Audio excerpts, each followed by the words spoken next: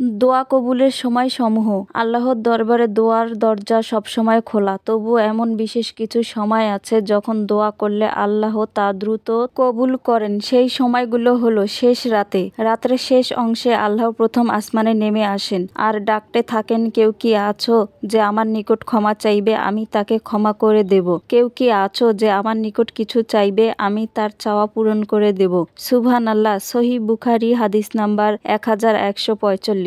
ইফতারের পূর্ব মুহূর্তে দোয়া করলে আল্লাহ দোয়া কবুল করেন। এই সময়টায় আমাদের গল্প গুজব বা খাবার নিয়ে কথাবার্তা না বলে আল্লাহর দরবারে দোয়া করা উচিত। জামে তিরমিজি হাদিস নাম্বার 3668। আজান ও ইকামতের মধ্যবর্তী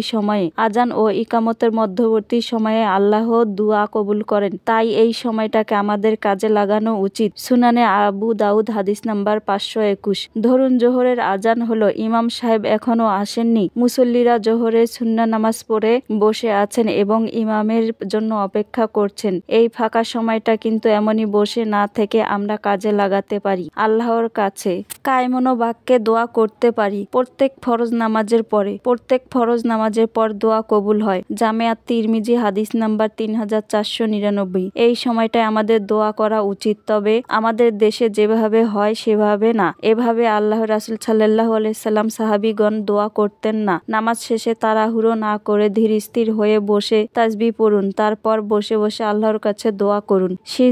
সিজদায় দোয়া কবুল হয়। বান্দা যখন সিজদায় লুটিয়ে পড়ে তখন সে মহান আল্লাহ তাআলার সবচেয়ে নিকটতম অবস্থায় চলে যায়। তাই রাসূল সাল্লাল্লাহু আলাইহি সাল্লাম এই বিশেষ মুহূর্তটিকে দোয়া করে কাজে লাগাতে বলেছেন। সহিহ মুসলিম হাদিস নাম্বার 977।